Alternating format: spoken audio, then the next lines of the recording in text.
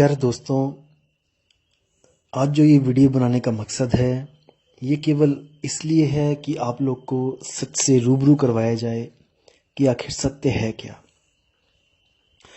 आखिर सत्य को कैसे पाया जाता है। कुछ लोग के मन में ये विचार आने लगा है आजकल कि शायद सतगुरु कबीर साहब किसी सतलोक, अलखलोक, अनामी लोक में जाने की बात करते हैं, या फिर कोई ऐसे दिव्य लोक को प्राप्त हो जाते हैं जहाँ से वापस उनको इस जन्म में आना ही पड़ता है, इस दुनिया में आना ही पड़ता है। तो दोस्तों, आज ये आपका जो भ्रम है, आज आपके इस भ्रम को मैं निकालूंगा आप लोग के दिमाग से कि आखिर कबीर साहब का मार्ग क्या है और उनसे जो आगे संत भक्ति मार्ग में आए हैं, उनसे प्रभावित होकर उनके शिष्य रूप में, और उनका मार्ग क्या है। देखिए, आज आपको एक मैं वीडियो में जो बता रहा हूँ, शब्द बता रहा हूँ, एक वाणी नामदेव जी की, जो कबीर साहब के ही शिष्य थे। हालांकि नामदेव के जो भगत हैं वो इस बात को नहीं मानेंगे, कोई बात नहीं, हमें किसी को मनवाना नहीं है। आप मान के चलिए कि नामदेव जी जहाँ जाएंगे वहीं कबीर साहब जाएंगे, क्योंकि कबीर साहब ने जो नामदेव जी को बताया जिस स्थान के बारे में, तो नामदेव भी वहीं जाएंगे। अगर नामदेव जी कहीं और जा रहे हैं, इसका मतलब कि भाई उन दोनों का कोई गुरु चेले का रिश्ता नहीं है। तो आखिर नामदेव जी ने क्या बोला, देखते हैं सतलोक के बारे में क्या बोला। जो कबीर साहब का सतलोक, जो लोग कहते हैं कि कबीर साहब सतलोक चले जाते हैं, वहां से लाखों करोड़ों अरबों खरबों साल के बाद फिर वापस आना पड़ता है। देखिए, उनकी मूर्खता का कोई अंदाजा नहीं लगा सकता इस वाणी को समझने के बाद, लेकिन आपको इस वाणी को समझना पड़ेगा, वाणी कह क्या रही है। तो देखिए दोस्तों, वाणी क्या कहती है। अजर अमर अविनाशी देखे सिंधु सरोवर नहाया, यानी कि मैंने उस अजर अमर अविनाशी को देखा और सिंधु सरोवर नहा लिया, यानी कि मैं पवित्र गंगा में नहा लिया। ये कोई बाहर के समुद्र या सिंध नहीं है, ये अपनी आत्म रूपी गंगा है, इसमें मैं नहा लिया। और जो मैंने अजर अमर अविनाशी देखा, ये मैंने कोई अपनी आंखों से नहीं देखा कि मैं इन चमड़े की आंखों से मैं कोई जड़ वस्तु देख के आ गया, ऐसा नहीं है। ये सुरती के द्वारा शब्द को देखा जाता है, आत्मा के द्वारा आत्मा को देखा जाता है। अब देखने का मतलब ये नहीं कि आत्मा की कोई आंखें हैं, कि आत्मा की भी आंखें हैं और कान है और नाक है, नहीं। ये महसूस किया जाता है, ये एहसास किया जाता है। आगे क्या कहते हैं, शब्द ही शब्द भया उजियारा सतगुरु भेद बताया, यानी शब्द ही शब्द भया उजियारा, यानी कि शब्द के अलावा और कुछ रहा ही नहीं। जैसे कितना ही अंधकार क्यों ना हो, जब आप प्रकाश जब वहां पे आ जाता है तो प्रकाश के अलावा वहां कुछ नहीं होता। इसी तरह कह रहे हैं कि शब्द ही शब्द भया उजियारा, यानी कि अब मन और माया खत्म हो गई। शब्द ही शब्द भया उजियारा सतगुरु भेद बताया, जो मुझे सतगुरु मिला उसने मुझे इसका भेद बताया कि मुझे कैसे शब्द प्राप्त हो सकता है, उसका मुझे भेद बताया गया। भेद यानी एक रहस्य बताया जाएगा आपको कोई नाम नहीं जपवाया जाएगा, कोई ओम कलियम हरियम श्रीयम सोहम, जय श्री राम, जय हनुमान, जय कृष्ण, कबीर कबीर कबीर, ऐसा कुछ नहीं जपवाया जाएगा। अब क्या कहते हैं, अपने को आपे में पाया, ना कहीं गया ना आया। देखिए कितनी सुंदर वाणी है, आप अंदाजा भी नहीं लगा सकते इन नादान लोगों की, जो सोचते हैं कि कबीर साहब सतलोक, अलखलोक, आगामी लोग जाते हैं और अपने चेलों को भी ले जाते हैं वहां पे। अब नामदेव जी उनके शिष्य हैं, लेकिन वो क्या कह रहे हैं, ना कहीं गया ना आया, अपने को अपने में पाया। अब इसका क्या मतलब है कि जो सतगुरु कबीर साहब जो ज्ञान देते हैं, जो नाम दान देते हैं, जो आत्म स्वरूप का ज्ञान देते हैं, उसको पाने के लिए आपको कहीं जाना नहीं पड़ता कि आप उसको सतलोक में जाओगे तब आपको मिलेगा। आपको घर में बैठे बैठे ही वो आत्म स्वरूप प्राप्त होगा, क्योंकि वो आपका ही स्वरूप है। अपने आप को प्राप्त करने के लिए आपको सतलोक नहीं जाना पड़ेगा। आप यहाँ पे भी हो, आप सतलोक में भी हो, आप कहीं भी हो, आपको वो आत्मज्ञान बैठे बैठे वहीं मिलेगा। लेकिन जैसे आपको पता है कि एक बार ये देह छूट जाए, स्थूल देह छूट जाए, तो फिर गुरु करना आसान नहीं होता। गुरु मिलना आसान नहीं होता। इसीलिए इस स्थूल देह की ही प्राथमिकता है कि इसी स्थूल देह में आप किसी न किसी गुरु को, जो आपको सतगुरु के लक्षण दिखें, आप उसको तत्काल गुरु धारण करें और भक्ति में अग्रसर हो जाएं। अब आप क्या कहते हैं, ज्यों कामिनी कंठ का हीरा आभूषण विसराया, संग की सहेली भेद बताया, जीव का भ्रम नशाया। अब कह रहे हैं ज्यों कामिनी कंठ का हीरा, जैसे किसी औरत के कंठ यानी कि गले का जो हीरा है, आभूषण विसराया, उसने गले में ही पहन रखा है लेकिन वो भूल गई पहन के, और वो जल्दबाजी में अब ढूंढ रही है कि मेरा हीरा गया तो गया कहाँ। जैसे दोस्तों हमारे साथ भी ऐसा होता है, कई बार हमारी जेब में चाबी होती है और हम लोग जेब ना देखने के कारण हम लोग इधर उधर भटकने लग जाते हैं कि वो चाबी कहाँ है, और अंत में जब हम जेब में हाथ डालते हैं तो हमें अपनी मूर्खता पे हंसी भी आती है। तो इसी तरह बोला है कि संग की सहेली भेद बताया, जो साथ की सहेली थी, जो भेदी थी, जिसको रहस्य का पता था, उसने भेद बता दिया। अब उसने कोई मंत्र नहीं दिया, कोई जाप नहीं दिया उसको जपने के लिए कि उसको जपेगी तो वो कंठ का हीरा उसको मिलेगा, नहीं, वो उसके गले में ही है और उसका केवल उसको भेद बताया गया। संग की सहेली भेद बताया, जीव का भरम नशाया, जैसे मृग नाभि कस्तूरी बन बन ढोलत धाया। देखो कितना सुंदर उदाहरण है। जैसे नाभि में, जो मृग की नाभि में कस्तूरी है, अब उस कस्तूरी को पाने के लिए वो बन बन भटक रहा है, लेकिन उसको कोई ऐसा नहीं मिल रहा जो उसकी कस्तूरी का ज्ञान ही उसको दे दे।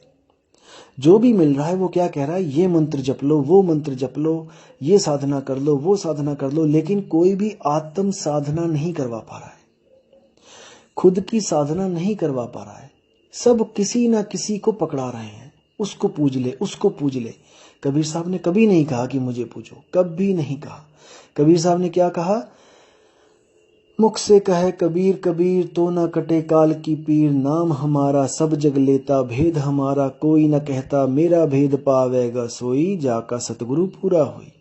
कबीर साहब कहते हैं मेरा भेद यानी कि मुझ तक पहुंचने का भेद, यानी कि आत्म स्वरूप तक जाने का भेद किसी किसी बिरले संत को पता होगा, और जिसको परमात्मा के द्वारा बताया गया होगा। ये कोई अपने से आप होने वाला ज्ञान नहीं है कि खुद से ही ज्ञान हो जाए, ऐसा कभी नहीं हुआ। वो जो उसकी नाभि में जो कस्तूरी है, वो कस्तूरी कभी भी मृग को नहीं बता सकती कि मैं नाभि में हूं। इस बात को ध्यान से रखना है, समझना है दोस्तों। आत्मा आपके पास है, आत्मा कभी नहीं बता सकती आपको कि वो कहां पर है। ये सब भ्रम का ज्ञान है, ये सब मनमुखी ज्ञान है, ये मन की कल्पना है कि मुझे कोई बता गया, मुझे किसी आत्मा की कृपा हो गई। आत्मा की कृपा कभी होनी होती तो युगों युगों तक हम यहीं भटक रहे हैं, हमें कब की हो जानी चाहिए थी। आत्मा की कृपा कभी किसी पे नहीं होती। आत्मा तो खुद एक सैन की तलाश में है। उस आत्म तत्व को जब गुरु सैन देता है, तब उसको उस सैन के द्वारा अपना ही आत्म तत्व मिलता है। दोस्तों इसको समझना पड़ेगा, इसको समझना पड़ेगा। मैं क्या कहना चाह रहा हूं, जो आत्म तत्व है वो ही आत्म तत्व को प्राप्त कर सकता है। मन मन को प्राप्त कर सकता है, तन तन को प्राप्त कर सकता है। तो आत्म तत्व ही आत्म तत्व को प्राप्त कर सकता है। तो सैन किसको चाहिए? आत्म तत्व को ही आत्म तत्व की सैन चाहिए, ना कि मन को सैन चाहिए। मन को तो सैन मिलेगी मन की। मन को अगर कोई सैन दे रहा है तो वो मन के द्वारा ही दिया जा रहा है और मन तक ही प्राप्ति हो सकती है। लेकिन आत्मा को सैन आत्मा के द्वारा दी जाती है, तब उसको आत्मा की प्राप्ति होती है। इसको समझना पड़ेगा दोस्तों। ज्ञान तो बहुत बहुत महीन है, लेकिन आपको अपनी बुद्धि भी महीन करनी पड़ेगी। मोटी बुद्धि के दिमाग में ये नहीं जाएगा। अब क्या कहते हैं, कहा कहूं वा सुख की महिमा, गूंगे को गुड़ खाया, नाम देव कहे गुरु कृपा से, ज्यों का त्यों दर्शाया। अब देखो कितना गहरा रहस्य है इसमें कि का कहूं वा सुख की महिमा, गूंगे को गुड़ खाया। गूंगा जब भी गुड़ खाता है कभी नहीं बता पाता है कि मुझे मीठा लग रहा है, कि मुझे कैसा लग रहा है, कभी नहीं बोलेगा। इसी तरह जिसको आत्म ज्ञान हो जाता है, जिसको परमात्म ज्ञान हो जाता है, वो कभी भी अपने मुंह से ये नहीं कह सकता कि मुझे आत्म ज्ञान हो गया है। दोस्तों इस पे विचार करना, क्योंकि आत्म ज्ञान हो गया ये कहने में अगर इस मुख में 10 लाख 10 करोड़ 10 अरब खरब जीभें भी हों तब भी वो ये नहीं बोल सकती कि मुझे आत्मज्ञान हो गया है। इसको समझना पड़ेगा। ये बात कब हो सकती है? जब आप गुरु से या अपने गुरु भाई के साथ बात कर रहे हो, तब आप कह सकते हो कि मुझे आत्मज्ञान हो गया। नहीं तो आप पूरी दुनिया के सामने नहीं कह सकते। आप नहीं कह सकते कि आत्मज्ञान हो गया। भीखा साहिब कहते हैं, भीखा बात यगम की कहन सुनन में नाही, और जो कहे सो जाने नाही, और जाने सो कहे नाही। अब इतना प्यारा शब्द है कि जो जानता है वो कहता नहीं है, और जो कहता है वो जानता नहीं है। आगे क्या कहते हैं? नाम देव कहे गुरु कृपा से, ज्यों का त्यों दर्शाया। यानी कि ऐसा मुझे बताया जैसा वो है, उसमें कोई लाग लपेट नहीं करी। जैसे कोई कहे कि आत्मा एक है, तेरी भी एक है, मेरी भी एक है, ये मूर्खता है। कबीर साहब कहते हैं, एक कहूं तो है नहीं। अगर कोई कहता है कि आत्मा एक ही है सबकी, तो कबीर साहब कहते हैं नहीं, वो एक नहीं है। एक कहूं तो है नहीं, और दो कहूं तो गाली। मतलब अब कोई कहता है कि अच्छा, यानी आत्मा एक नहीं है, यानी उससे भी बड़ी बड़ी बड़ी कोई एक और आत्मा है जो परमात्मा है, उसको बड़ी कर देते हैं कि उससे भी बड़ा। यानी कि एक अगर 1 किलो की आत्मा है तो वो 50 किलो का होगा। यही मूर्खता है दोस्तों, यही मूर्खता है। कबीर साहब कहते हैं, एक कहो तो हूं नहीं, और दो कहो तो गाली, और जैसा हूं तैसा कहूं, कहे कबीर विचारी। वो परमात्मा जैसा है उसको वैसा ही बताने वाला कोई संत मिल जाए तो सारे पर्दे खुल जाते हैं। लेकिन दोस्तों, इस वीडियो में आपको ये नहीं बताऊंगा मैं कि वो कैसा है। इसके लिए मैं अगली वीडियो बनाऊंगा। आप ध्यान से, लगन से सुनना। ये सत्य ज्ञान है, ये असत्य की पोल खोलने के लिए बनाया जा रहा है, असत्य ज्ञान की धज्जियां उड़ाने के लिए बनाया जा रहा है। इसलिए दोस्तों, आपने हर बात पे विचार करना है, बिना सोचे समझे किसी के पीछे नहीं लग जाना है। आप अपने आत्मा के मालिक हो, आप अपनी आत्मा के मालिक हो। आपने अपनी आत्मा के साथ पक्षपात नहीं करना है, आपने अपनी आत्मा का पूरा साथ देना है। क्योंकि दोस्तों, युगों युगों, जन्मों जन्मों, अरबों खरबों, कल्पों युगों से हम यहीं भटक रहे हैं, और हम अब इस भटकना को खत्म करेंगे। कैसे करेंगे? परख के द्वारा। हम परखेंगे कि क्या सच है और क्या झूठ है। कबीर साहब कहते हैं, दुनिया में बहुत से गुरु हैं, गुरु गुरु में भेद है, गुरु गुरु में भाव, सोई गुरु नित बंदिए, जो शब्द बतावे दाओ। जो गुरु आपको सच्चे शब्द के साथ जोड़ देता है, जो शब्द बोलने लिखने पढ़ने में नहीं आता, वो किसी भाषा का गुलाम नहीं है, वो किसी अक्षरों का गुलाम नहीं है। कबीर साहब गुरु ग्रंथ साहब में 340 पेज नंबर पर साफ साफ वाणी में बोलते हैं कि 52 आखर लोक त्रय सब कुछ इन्हीं माही, ये आखर खिर जाएंगे वो आखर इनमें नाही। यानी कि 52 अक्षर, यानी कि हिंदी, पंजाबी, उर्दू, फारसी जितने भी अक्षर हैं, ये सब 52 अक्षरों के अंतर्गत आ जाते हैं। इन अक्षरों से अगर कोई भी गुरु आपको नामदान दे रहा है तो 52 आखर लोक त्रय, वो इस 3 लोक का गुरु है। वो उस लोक का गुरु नहीं है जिसको सत्य लोक बोला गया है, जिसको सत्य स्वरूप बोला गया है, जिसको परमात्मा बोला गया है, जिसको आत्म स्वरूप बोला गया है। तो इसको समझना पड़ेगा। 52 आखर लोक त्रय सब कुछ ही नहीं माही, ये आखर खिरी जाएंगे, ये अंत में अक्षर खिर जाएंगे, खत्म हो जाएंगे, वो आखर इनमें नाही। जैसे आपने एक मकान बनाया ईंटों का और अंत में ईंटें टूट जाएंगी, तो तुम्हारा मकान ईंटों का ही तो बना है। जब ईंटें ही टूट गई तो मकान कहां से रहा? तुम्हारी भक्ति उन अक्षरों के ऊपर टिकी है, जब अक्षर ही खत्म हो जाएंगे तो भक्ति कहां टिकेगी?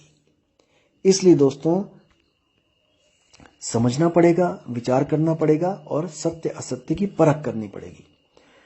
तो इसी के साथ दोस्तों, ये वीडियो मैं यहीं समाप्त करता हूं, और अगली वीडियो आपको बहुत ही जल्दी आपके पास होगी। साहिब बंदगी, सतनाम, जय गुरु वैराग साहिब, जय गुरु मदन साहिब, जय जय गुरु सतगुरु कबीर साहिब। साहिब बंदगी। प्यारे दोस्तों,